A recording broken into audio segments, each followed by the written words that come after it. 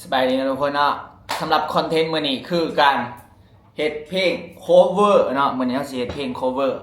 เพลงที่กำลังเป็นกระแสในลาวและก็ไทยตอนนี้เนาะในลาวนี่อันดับหนึ่งเลยนั่นก็คือเพลงเอิ้นอ้ายสิตายวะเนาะคำหนึ่งก็เท่าสองคำก็ยังห้องเท่า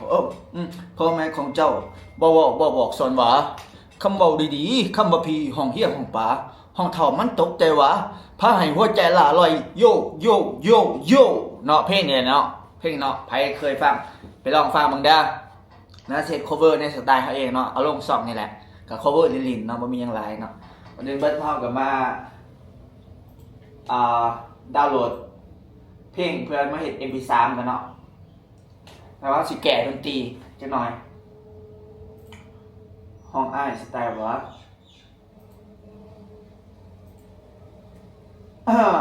ห้องอ้ายสไตล์ว่าเอิ้นอ้ายสไตล์ว่าเนาะ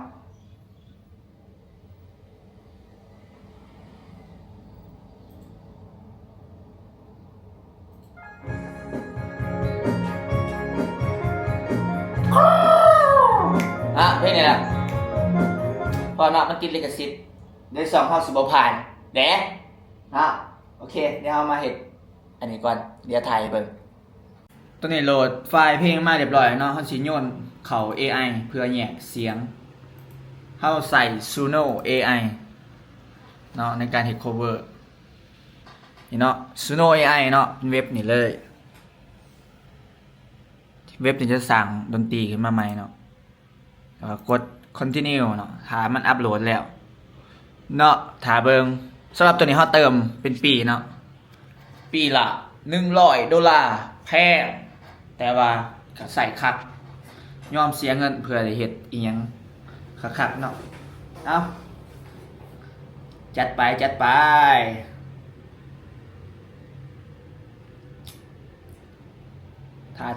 าอีกจักหน่อยเดี๋ยวฟังแน่นอน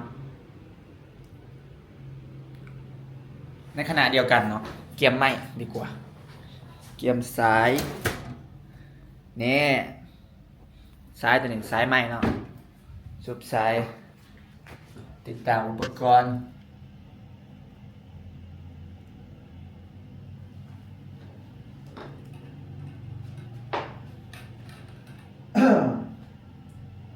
แบบนี้ซุปเข้าอินเทอร์เฟซเพลงนี้ก็ต้องในจดเนื้อหอมกันเนาะก็ทำสีหอมโอเคก็สิได้ประมาณนี้เนาะนั่งอัดเฮานั่งอัดอันนี้มอนมาไว้ห้องเจ็บหลังนั่งสินั่งแล้วก็กดอัดเลยเนาะง่าย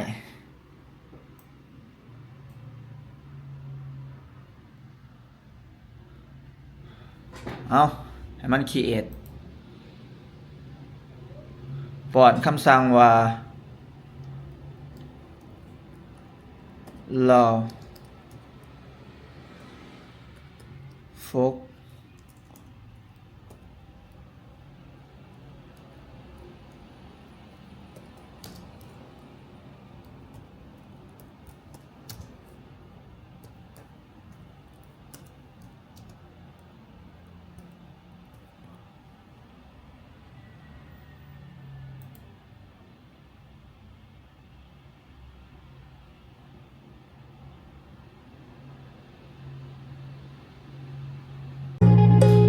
ได้แล้วเนาะดนตรี cover เฮาได้แล้วแท็กผสมเฮ็ดใหม่กับตัวเก่า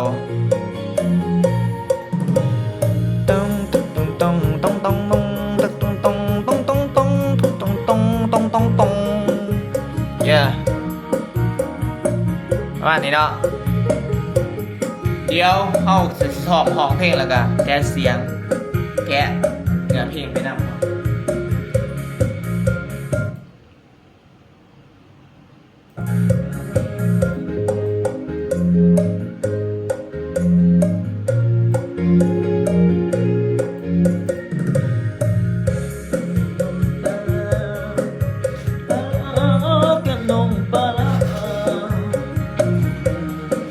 ห้องตาห้องเฮียห้องบากะดีเด้อนะ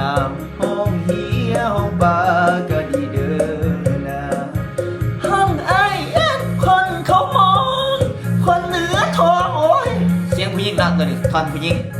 เขาสิเอาเสียงเอาหอกแล้วก็เฮ็ดเป็นไปปรับเสียงผู้หญิงใส่โปรแกรมเฮ็ดเสียงผู้หญิงเนาะโดยใส่เสียงเฮาเป็นเสียงผู้หญิงเนาะบ่มีไผห้องนำเด้ห้องคนเดียวเนาะจะเป็นแหละเนาะเอาไปฟังอัดเลยเนาะอัดเลยเริ่มอัดเลยเพลง cover เนาะอันก็บ่ซีเรียสปานใดอ้ายลืมซุปซะเบาลืมซุปหูฟังก็บ่ดังเนาะ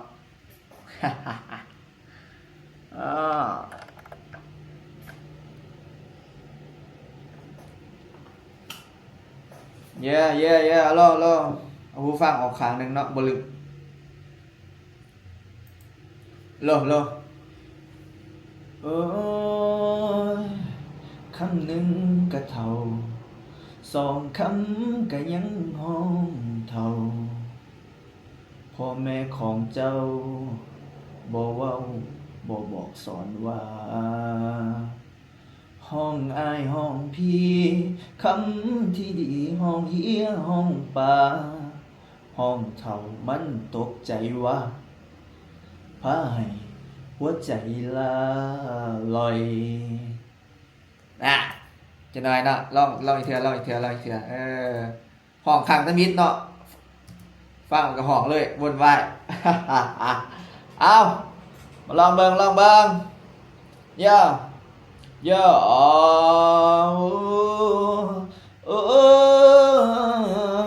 คำหนึ่งก็เท่าสองคำก็ยังห้องอายห้องพี่คำที่ดีมาคำหนึ่งก็เท่าสองคำก็ยังห้องเท่า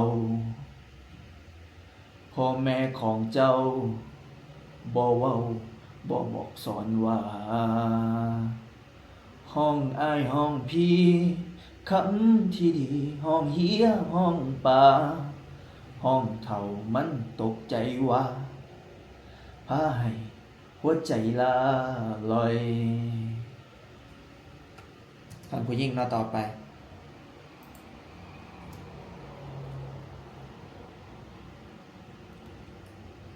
ปาลาแก้มน้องปาลาแก้มน้องปาลาอย่ามาห้องตู้ห้องตาห้องเฮียห้องปาก็ดีเด้อนางห้องเฮียห้องปาก็ดีเด้อนางได้เลยทันแรปท่อนแ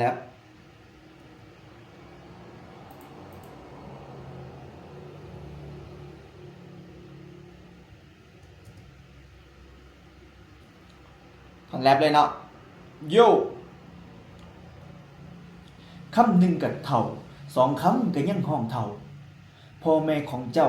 บ่เว้าบ่บอกสอนว่า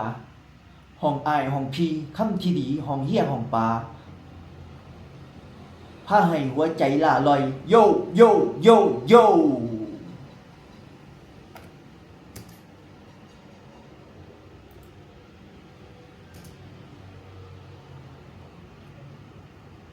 ปล่อยลอยแก้มน้องปล่อยลอยแก้มน้องปล่อยลอยโย่ปล่อยลอยแก้มน้องปล่อยลอย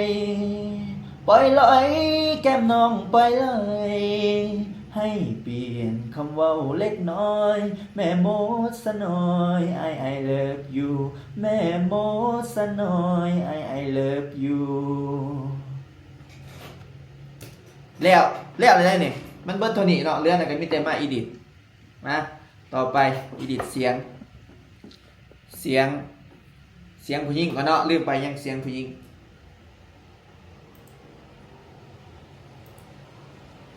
เสียงผู้หญิงมาก่อนโย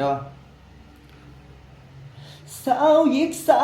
วยอกห้องหยอกบอกอ้า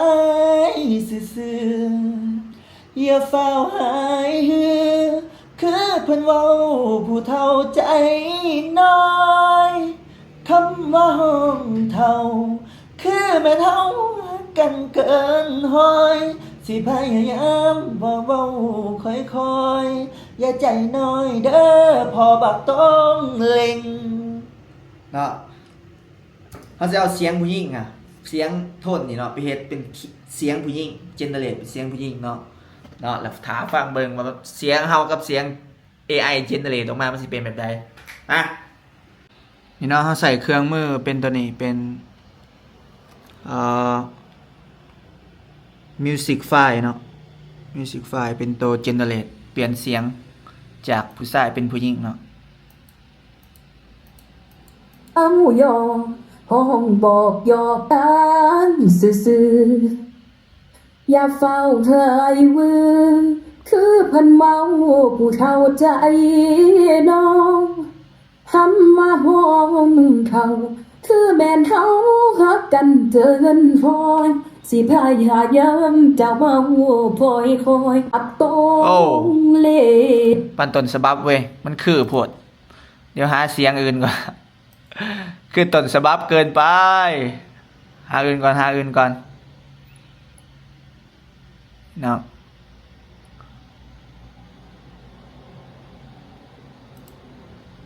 Another night, another party. Saying hi to everybody. I'm sorry, it's time to leave. I gotta leave now. คือต้นฉบับแล้วเนาะสิลองเอาเสียงตัวอังกฤษซะอย่าออกต่างประเทศเนี่ยเรียกว่าตัวนี้วะ We got stuck in the madness. Another night, another. ซื้อแล้วแวนอีสังเจเนเรต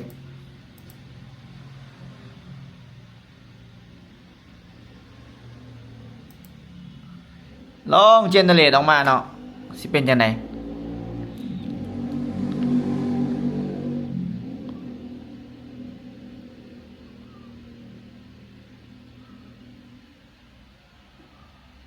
แต่งถ่าจักหน่อย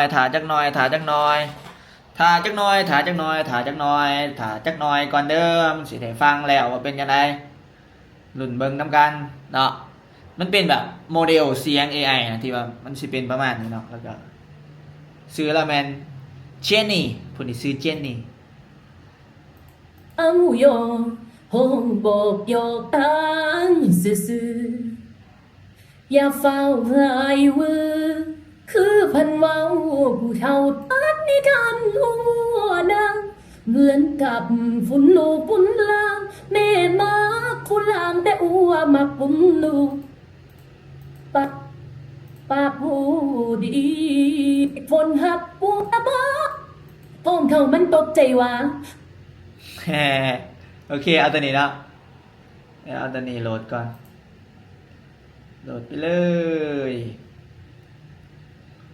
เรามาฟังเทียบกันเนาะ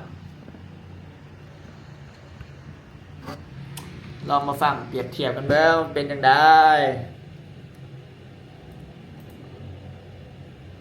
I love you แค่บ้า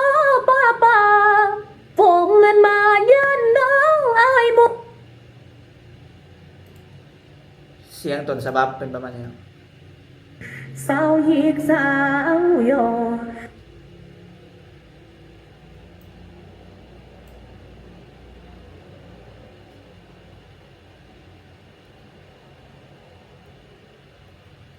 ปั๊บตัดปูดยับมา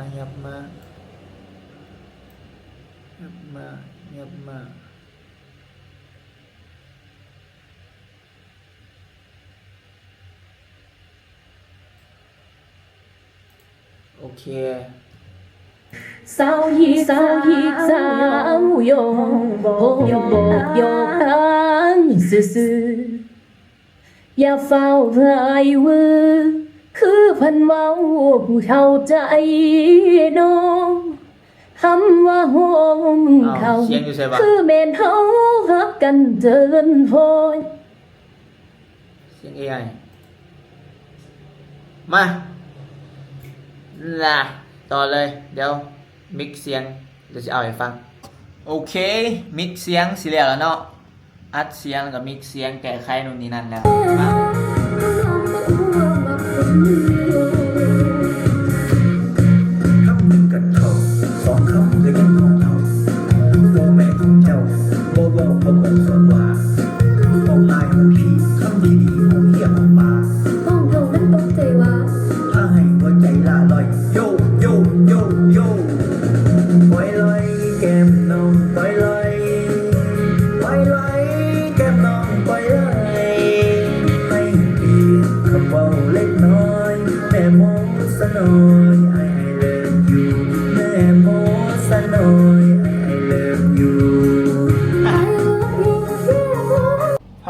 เริ่มจัดสถานที่ถ่ายฮ่าฮ่าฮ่าถ่ายโดยโทรศัพท์มาเองเนาะก็เอาลงช่อง YouTube อีกความล็อกเกอร์แดนคือเก่าน่าเลยโอ้บริจับ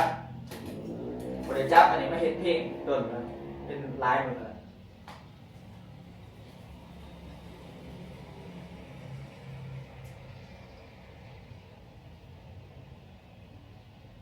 ลบความจำยาวจัดมุมจัดยังกันเนาะ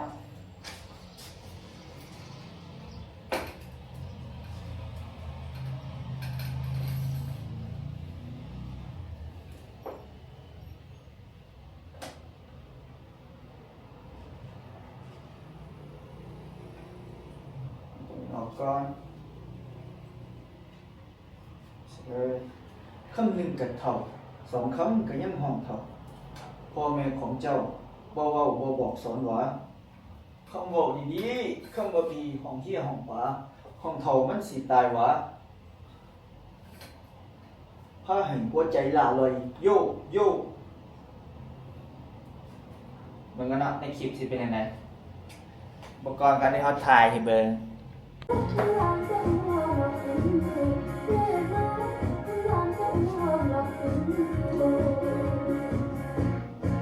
คำหนึ่งกับเท่าสองคำก็ยังห้องเท่าพ่อแม่ของเจ้าบ่เว้าบ่บอกสอนหวาห้องอ้ายเงินผีคำว่าผีห้องเหี้ยห้องป่าห้องเท่า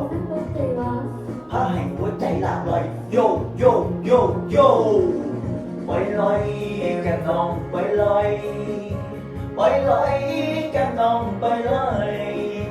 ให้เปลี่ยนคำเบาเล็กน้อยแม่โมสน้อยI love you แม่โมสน้อย I love you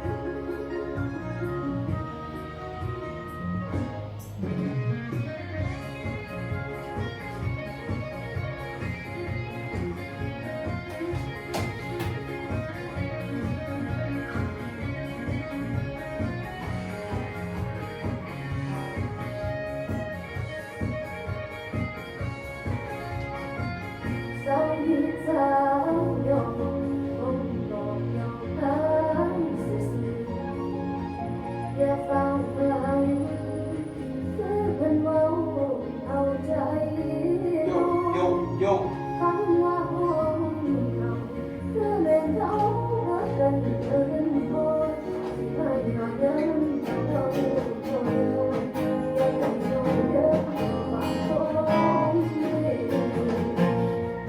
ปาลาแก้มน้องปาลาปาลาแก้มน้องปาลาอย่ามาห้องตูห้องตาห้องเฮียห้องปากะดีเด้อนะห้องเฮียห้องปากะดีเด้อนะ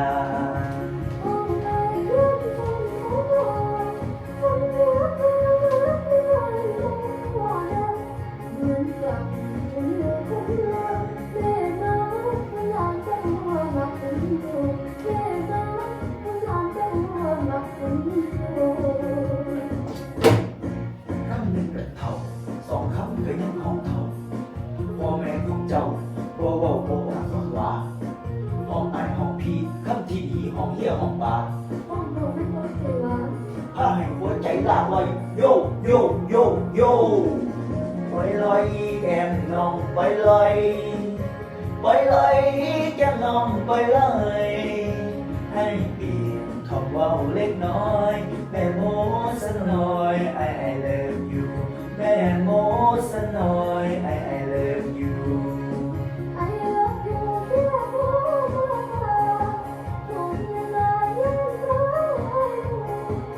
จะประกาศ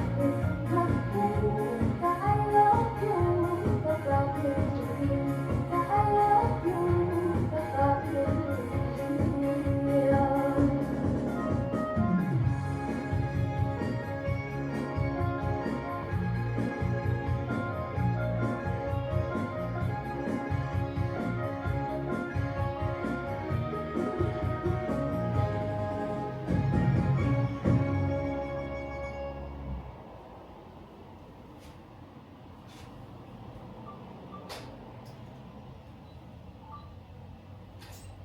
แล้วเนาะก็ถือว่าเป็นการ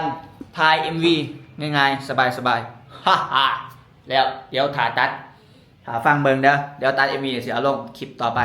โอเค บ๊ายบาย เจอกันเด้อทุกคนเด้อ